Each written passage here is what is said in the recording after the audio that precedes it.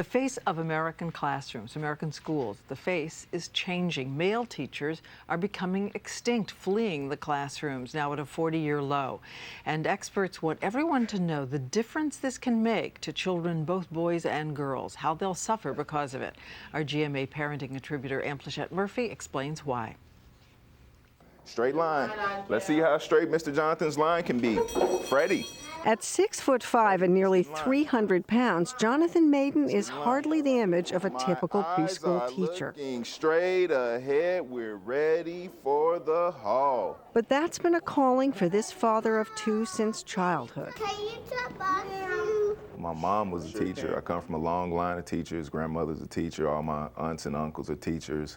My sisters are teachers. So it was only fitting that I become a teacher as well. After college, Maiden got a master's degree in teaching, training he's putting to good use here at an early education program in Lexington, Kentucky. How are you? When you see a child actually writing their name and you taught them that, I mean, it's the best feeling in the world. But Maiden is a rarity. The number of male teachers is at a startling 40-year low. Out of the 3 million teachers in the U.S., only 1/4 are men. Right now, we know that there's about 4 to 5% men in the early education, about 9% in elementary education, and in high schools, we have about 14%. Educator Brian Nelson is the founder of menteach.org, a nonprofit organization working to increase the number of men in our schools. He cites 3 main reasons for the absence of male teachers. The first reason is stereotypes, that people believe men aren't nurturing.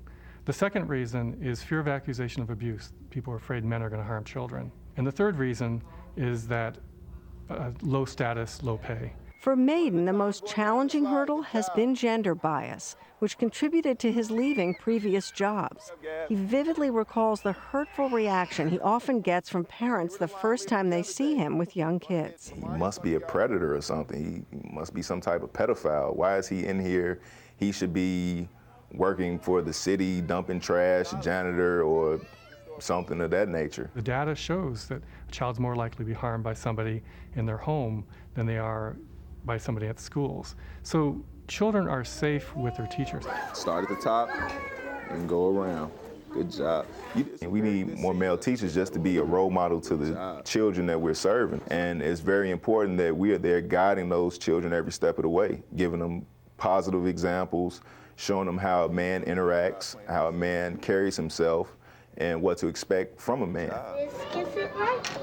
But while Jonathan Maiden may be part of a dying breed, he's not letting that stand between him and his dreams. When I started this job, I knew I wasn't going to make a lot of money. Do I want $1 million?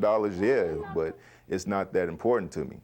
Just seeing the positive impact that I'm making on these children on a day-to-day basis, the change that I see during the school year, I mean, that's my $1 million right there. Big group hug. You're gonna make Mr. Jonathan fall over. Okay, you guys. What a guy. Plachette Murphy is here. Tell us some of the ways that this affects kids, not to have males in the classroom. Well, some of them, Jonathan articulated really well, which is as a role model. We've broken so many barriers for girls, but this is a huge barrier for boys, that real men don't teach is the message, that they're not nurturing. But academically, there's research that shows, particularly in the high school years, that the presence of a male teacher in a classroom, even for just a year, Diane, will make a huge difference in narrowing the achievement gap between boys and girls in certain subjects, not across the board, but in certain subjects. Like what? Like in English and in social studies, where boys tend to lag behind. It's the opposite for girls in science. So if parents want to get involved and turn this around, what can they do? Well, fathers have to lead the way. They have to send the message that men do belong in the schools, volunteer in the classrooms. Of course, if you have male teachers, make them feel welcome, and most importantly, we have to pay them a really, not just a living wage, but more than we pay our garbage collectors and other people who, it's just, I mean, it gets me so agitated, because I think that this is also something agitated, and the women too. Yes, but in Michigan, where they pay the highest salaries, they have the highest percentage of male teachers. So there's a definite relationship. Correlation. Okay, thanks, Ann. Thanks.